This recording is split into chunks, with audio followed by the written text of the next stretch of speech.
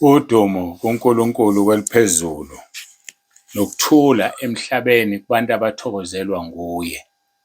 Kubaba uNsibanda okubingelelayo Ndlalifa izulu. Ngithi uJesu Kristu inkosi. Siyambonga-ke uNkulunkulu wethu kakhulu, siyamdumisa. Siyambonga, akekho ofana naye futhi akekho njengaye. Sisosukwini-ke luka-5 lo mkhosi wethu, umkhosi womusa. Sinxusa uNkulunkulu ukuthi asenzele umusa ezinkonzweni noma ku-pastors seminar ezoqala ngomhla ka-1 ku-October iphele ngomhla ka-3 ku-October. Sicela uNkulunkulu wethu asenzele umusa uma abantu beza noma sebephindela emuva. Sicela uNkulunkulu enze umusa kulabo abangezukuza, ababiyela, abagcine. Siyawudinga umusa kaNkulunkulu. Ngakho sithi uNkulunkulu wethu makakhanyise ubuso bakhe phezu kwalowo naloyo amenzele umusa. Siyayidinga ifavor kaNkulunkulu. Ngabe angihlezi la ukuba ubengangenzelanga umusa. Nawe ngaba ulaleli ukuba ubengakwenzelanga umusa. Baningi abantwana bakaNkulunkulu ey'ndaweni ey'ningi ey'hlukene. Balambile, badla kanye ngesonto, badla Sunday kuphela sebeye enkonzweni lapho bekhonza khona. Kodwa wena udla zonke iy'nsuku ukudla kamoya. Uphakelwa zonke iy'nsuku, udlule lapho ubusungayilaleli iy'nkonzo. Udlule lapho ungabulaleli ubufakazi. Uzofika uthini phambi kaNkulunkulu? Hhayi, ngiyayibuzela nje mina, ngoba ngeke sizilandulele bafowethu. Izwi likaNkulunkulu lifana nenkemba esikanhlangothi zombili, libukhali ngaphezu kwayo.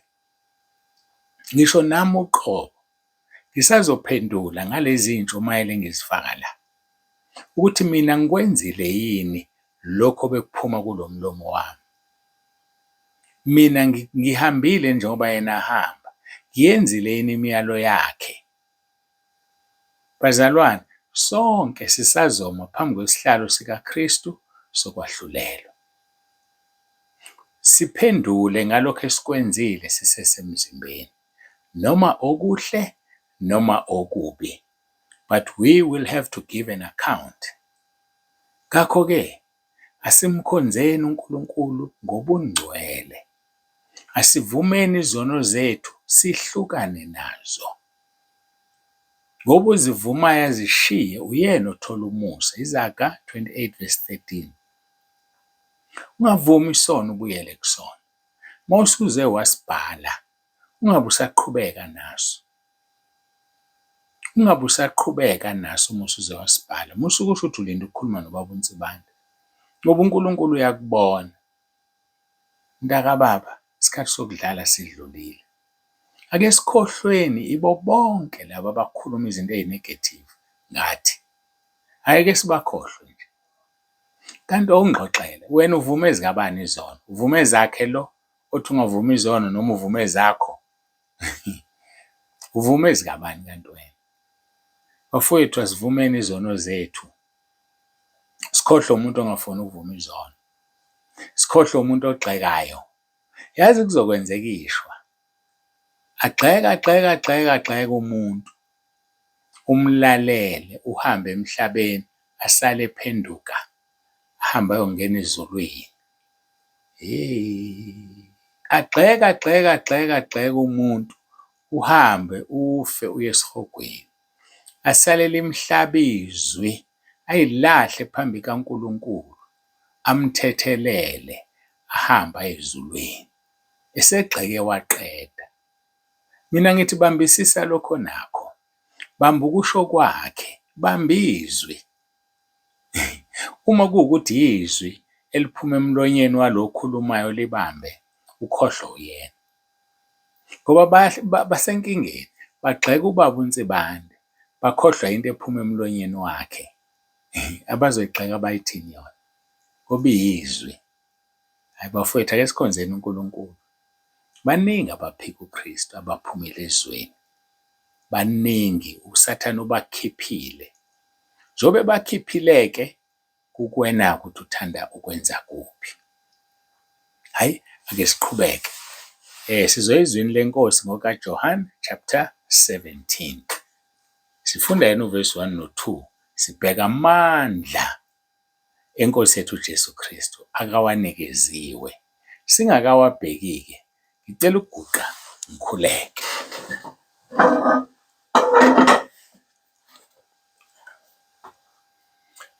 Baba olungileyo, Baba ongcwele, Nkulunkulu onomusa, siyathoba phambi kobuso bakho.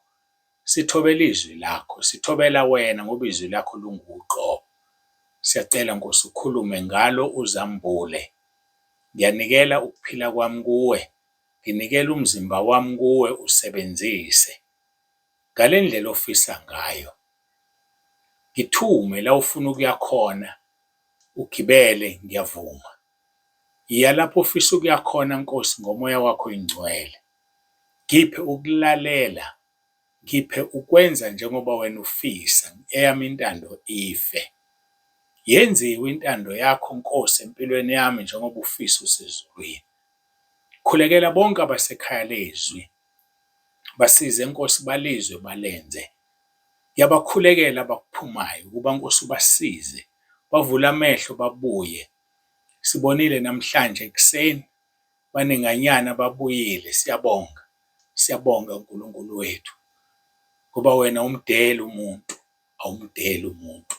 Awusiphathi njengokona kwethu, awusiphathi njengokwamacala ethu. Ucebile ngesihawu. ONkulunkulu wethu, basize babuye bavule amehlo. Nabagxekayo ngiyabakhulekela ukuthi ubasize ubathethelele ngoba bakwazi abakwenzayo. Ukuba bebazi noma bebengavulelwa iwindi lesiphetho sabo, bebezoyeka ukugxeka. Bavule amehlo Nkosi, njengayo leyo nceko akhuleka u-Eliya. Wathi vula amehlo ayibone ukuthi abangakithi baningi kangakanani.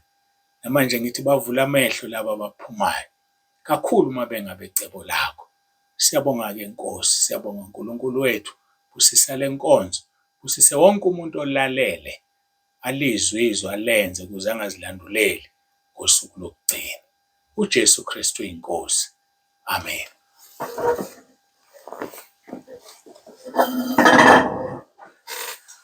Siyambonga uNkulunkulu wethu kakhulu bazalwane, siyambonga uNkulunkulu.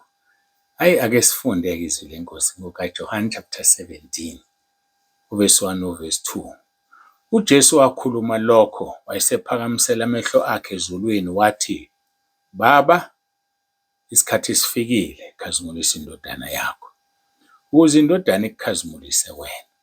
Njengalokhu uyiphile amandla phezu kwenyama yonke ukuba bonke oyiphe bona ibaphe ukuphila okuphakade. Siyambonga uNkulunkulu wethu kakhulu. Sibheka amandla enkosi yethu uJesu Kristu. Sisabuyela laphaya kuKolose, kwabaseKolose. Ngizoqala kuvesi 17 bese silokhu siqhubeka njengoba senza nje zonke insuku. Yona uKolose chapter 1 verse 17, angikusho lokho. Khona abasanda ukungena ekhaya lezwi. Yona ingaphambi kwakho konke nezinto zonke zimi ngayo. Yona iyinhloko yomzimba, ngisho ibandla, engukuqala, izibulo kwabafileyo, ukuze yona ibe ngokuqala ezintweni zonke. Ngikhumbula umbono womunye umzalwane wangixoxela wona yena ngqo. Kunebandla engeke ngilisho ayivakasha kulona. Esalungiselela ukuya khona, ezovuka ekhona ebusuku. uNkulunkulu wamvezela umbono. Wazibona ekhona kuleli bandla. Wazibona behlezi abazalwane nalezi zihlalo ezinhle ezibekwayo zikamama umfundisi nobaba umfundisi zazikhona. Sebehlezi. Kwase kuqhamuka izwi lathi musukuya kuleli bandla ngoba bangikhonzi mina. Buka isihlalo abahlezi kuso. Ngizohlala phi-ke mina ngoba bona bahlezi esihlalweni esinje. Mina anginayo indawo kuleli bandla. Angikwazi ukuhlala kuleli bandla okunabaholi bakhona abaphakeme kangaka. Buka izihlalo zabo zinjani. Angikwazi ukuhlanganyela nabo. Musukuya ngoba ngikho mina kuleliya bandla. Usuyaphela umbono. Bazalwane, angazi kungani uNkulunkulu engikhumbuza lo mbono. Kodwa okusemqoka asisufana namakhosi emabandleni, baholi. Ngiyazi ukuthi enye yezinto eyenza abaholi baphume uma sengikhuluma nabaholi. Ngiyathobeka kakhulu uma ngikhuluma nani baholi ngoba ngifuna siyezulwini sonke. Ake singawuholi umhlambi kaNkulunkulu njengamakhosi. Ake ngivule laphaya encwadini kaPetro, chapter 5, umuthi wokuqala, angazi ngizobona. Yebo, uqala chapter 5, verse 2. Yalusani umhlambi kaNkulunkulu ophambi kwenu, kungabi ngokucindezelwa kodwa ngokwentando kaNkulunkulu. Kungabi ngenxa yenzuzo eyihlazo kodwa ngenhliziyo evumayo. Verse number 3. Kungabi njengabazenza amakhosi phezu kwamabandla enabelwa wona. Ile ndaba bengiyifuna. Asiyekeni ukuba nezihlalo ezingafani nezabanye abazalwane ebandleni. Izihlalo zethu mazifane. Mina-ke selokhu uNkulunkulu angibiza, esami isihlalo siyafana nesawo wonke umuntu. Umahluko ula. Bathe abazalwane sebethi bayazama bebonela kwezinto iy'ndawo, singakuthengelani isihlalo, ngathi ningangithengeli. Ngoba nike nasithenga ningangitshelile, ngeke mina ngihlale kuso. Siyohlala nje enkonzweni singahlali umuntu ngoba uJesu kufanele ahlale kuleso sihlalo, hhayi mina. Ngake ngaxoxa ukuthi ngeke ngaya kwenye indawo simenyiwe nomama, safika sibekelwe zona lezi zihlalo. Ngathi thina asihlali kulezi zihlalo. Ohlalayo ilo ngigibele. Mina angihlali lapha. Mina ngihlala kulesi esifana nesabo bonke abantu. Ngakho-ke asisuzenza amakhosi phezu kwamabandla umoya ongcwele asabele wona. Ngithaze kaningi, asho kaningi, athi thina asilutho. Abazalwane bona bawutho. Thina nje bazalwane asilutho thina befundisi. Ngoba singobani? Singabelusi. Umelusi ekhaya la iqashwe khona kamkhulu kunezimvu zala ekhaya noma kuney'nkomo zala ekhaya. Ngeke uzwe kuthiwa iy'nkomo zonile ziyaxoshwa kuzosala umelusi ngoba akeze ukwelusa lutho zingasekho. Kodwa uma yonile umelusi uyaxoshwa kusale iy'nkomo. Kodwa uma zonile iy'nkomo zinjani? Azixoshwa ngoba zala ekhaya. So thina kahle hle funa sibone ukuthi uma singabelusi asibone abala ekhaya. Kodwa sizama ngawo wonke amandla, siyawutuba umzimba wethu ukuthi singathi sishumayeze abanye bese silahlelwa ngaphandle. Sizama ngawo wonke amandla ukuthi sibe ngabala ekhaya. Athi uJakobe, bazalwane bami, ningabi ngabefundisi abaningi ngoba niyongena ekwahlulelweni okukhulu. Hhayi-ke angazi ukuthi uNkulunkulu why angiholele ekukhulumeni nabefundisi ngoba asikho kubefundisi, kodwa siyakhuluma nje. Kodwa-ke sesikhulumile, bazalwane, singabazalwane sonke, siyafana phambi kaNkulunkulu, akekho omkhulu, akekho omncane. Uma kuwukuthi ukhona omncane, uthi uJesu omncane kunani nonke, uyena ofanele umbuso wezulu. Ithina befundisi esibancane. Angidluleke, sibuyele kwabaseKolose, siphume kuPetro. Yona yona ingaphambi kwakho konke indodana kaNkulunkulu leyo nezinto zonke ezimi ngayo. Verse 18. Yona iyinhloko yomzimba, ngisho ibandla, engukuqala izibulo kwabafileyo ukuze yona ibe ngokuqala ezintweni zonke. Nansi lento engise kulo mfanekiso. UJesu oyinhloko yebandla. UJesu kufanele ahlale esihlalweni esihle ebandleni ngoba yena uyini? Uyinhloko yebandla. Thina abanye singamalunga ebandleni. Ukunje uNkulunkulu umfundisi wami ukwenze wawumlomo ukuthi ushumayele awakhuluma ngawe. Lokho kuyasithobisa. Yikho umpostoli Pawulu ethi siyiphethe le ngcebo ngezitsha zebumba. Ngoba angasisha manje. Uyabona intuthwane? Wabeka unyawo nje injani? Isifile. Uma uNkulunkulu ethi umhlaba uyisenabelo sey'nyawo zakhe, uma-ke walibeka nje phezu kwami, sekuphelile njalo ngami. asilutho, mhlambe nentuthwane ingcono kuye, ngoba ngikholelwa ukuthi intuthwane ayenzi isono thina siyona. Asilutho ngempela phambi kaNkulunkulu. UJesu-ke uyena inhloko yebandla, hhayi thina. Hhayi, kwenzeka kanjani lokho? UJesu oyinhloko yebandla, thina singamalunga ngabanye emzimbeni wakhe. Athi ku-verse 19, ngokuba kwaba kuhle kuye uNkulunkulu loyo, ukuba ukugcwala konke kuhlale kuyo. Ukugcwala, ngamanye amagama, uthathe onke amandla, wathatha ukuphelela, wakuhlalisa kuJesu. Kwaba kuhle kuNkulunkulu Baba ukuba ukugcwala konke kube sendodaneni yakhe. Ukugcwala konke kube sendodaneni yakhe. Bese uverse 20, nokuba ngayo abuyisane nakho konke esenzile ukuthula ngegazi lesiphambano sayo. Ukugcwala konke kuJesu. Wayesenza ukuthula-ke ngaye. Yazi nokuthula, uba nokuthula uma uneNkosi uJesu. I-anxiety ayikho, ukuxhamazela, ukwehla wenyuka akukho. Siba nokuthula uma sineNkosi uJesu. Ukuba kwaba kuhle kuye ukuba ukugcwala konke kuhlale kuyena. Nathi asimgcwaliseke ey'nhliziyweni zethu, akaphelele, ukuze nathi siphelele njengokuba uBaba usezulwini enjani, ephelele. Funda uMateyu chapter 5 verse 48. Masipheleleni njengokuba uBaba usezulwini ephelele. Uphelele yena. Unisa imvula yakhe phezu kwababi nabahle. Ayakabandlululi. Thina siyabandlululana. Bangaki nje wena ongabakhulumisa, ungixoxele. Bangaki ongabakhulumisa, ongabaxolela? Uzongena kuliphi izulu? Bangaki othi uma ubabona bese uyashalaza? Ucabanga ukuthi abakakuboni, kanti mhlawumbe bakubone kuqala, nabo bakuziba. Usuyogwegwesa-ke uphume ngapha, ubaleka, kanti kade ekubonile lo muntu. Uyazi kade ekubonile, kodwa uzibiza ngomntwana kaNkulunkulu.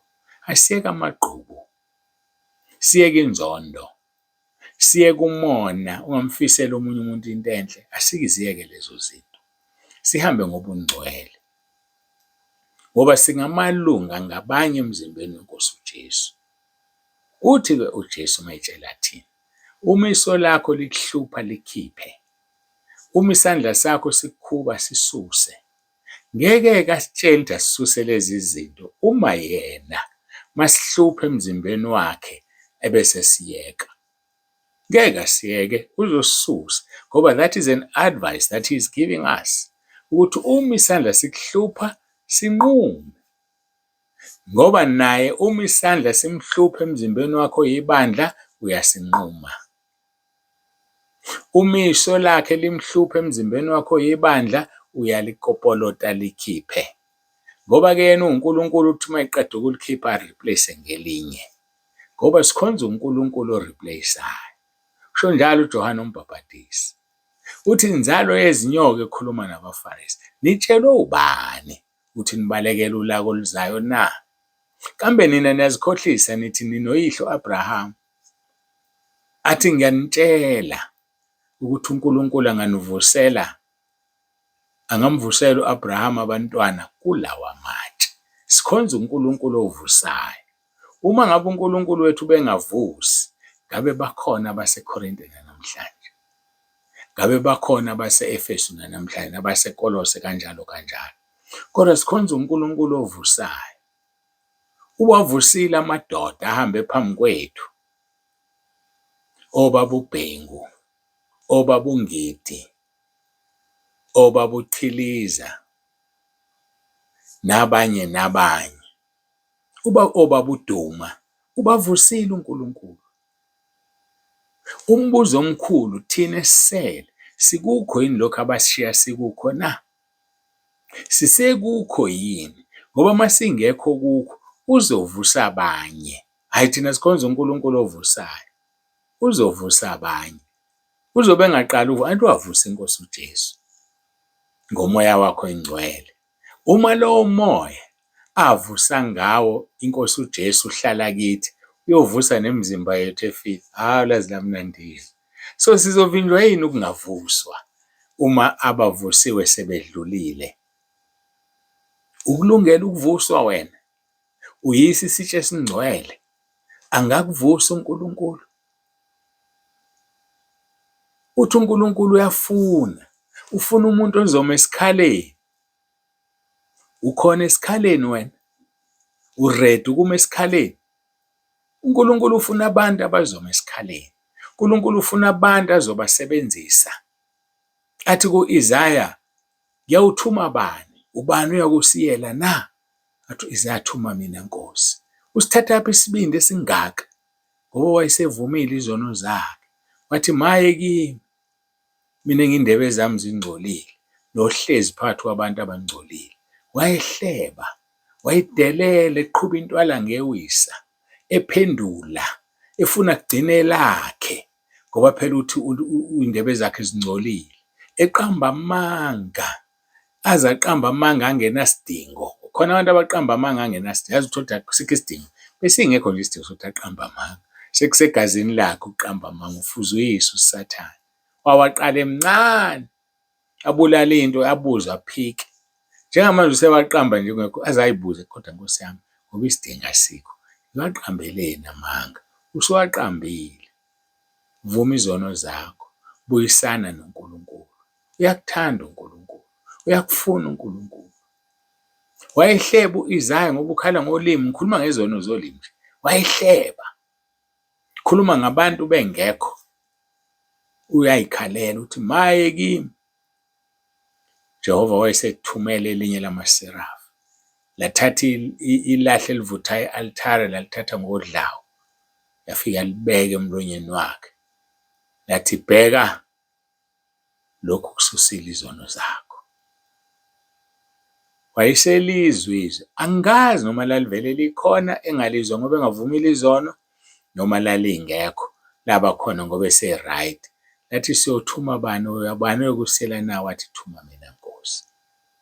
Namanje uyabuza uJesu, ufuna ukwazi ukuthi angakuthuma yini wena? Uma engakuthuma, usukulungela ukuthunywa na?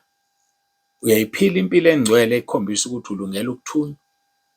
Hhayi, umhlaba mkhulu, wonakele futhi kakhulu. Bayingcosana abakhuluma iqiniso. Bayingcosana abaphethe ivangeli elidala. Bayingcosana bame ezwini. Sekushunyelwa ivangeli lesimanje. uNkulunkulu akashintshi. Uyena izolo, nguye namhla, kuzoba njalo ningunaphakade. Asiyeke-ke ukushintsha ivangeli. Ake siphathe ivangeli elisezweni. Leli bandla esilithola kwiZenzo chapter 2 elakheka lapho, leli esilenzayo esikulona siyafana yini thina nalo na? Ake uzibuze lo mbuzo mholi. Uhola ibandla elifana nalela leZenzo chapter 2 noma uhole lakho nje? Hayi, ake ngibambe la. Sithandaze, simbonge uNkulunkulu. Kodwa nje mina ngime entweni eyodwa. Ngithi iNkosi uJesu iyinhloko yebandla. Asiyeke ukuzenza iy'nhloko zamabandla. Ikhona inhloko yebandla, uJesu Kristu iNkosi.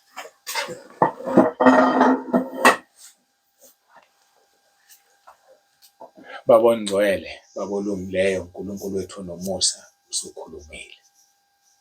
Okwethu ukulalela silenze njengoba ushilo, John chapter 12 verse 48, wathi ngeke usasahlulela, kodwa izwi olukhulumile ilona elizosahlulela. Le nkonzo nezinye esake sazithamela ey'mpilweni zethu nasemabandleni ahlukeneyo ziyoma ngalelo langa sahlulelwe. Ngiyakhuleka-ke uNkulunkulu wami onomusa, yiba nomusa kulona loyo sisesemkhosini womusa. Yiba nesihawu kulona loyo oluzwayo alenze, osethe mayezibheka wabona amaphutha akhe. Busisa-ke Nkosi wonke umuntu olalele, ngiyacela. Babusise Nkosi abaletha abantu, ngiyacela. Babusise Nkosi abasekela umsebenzi wakho ngendlela eziningi ezahlukene. Abanye bawusekela ngamandla abo, abanye bawusekela ngezinkonzo abazenzayo emabandleni ahlukeneyo. Ngiyacela ukuthi ubabusise, wena uNkulunkulu ongadli amandla abantu, uNkulunkulu ozobanikeza umvuzo kakhulu uma bekwenza abakwenzayo ngobungcwele bengakhononi. Siyabonga uNkulunkulu wethu. Nginika wena udumo lungolwakho lukufanele, inkazimulo, amandla nobukhosi. Wena ogqoka amandla njengengubo, udumo lukufanele lungolwakho. UJesu Kristu inkosi. Amen.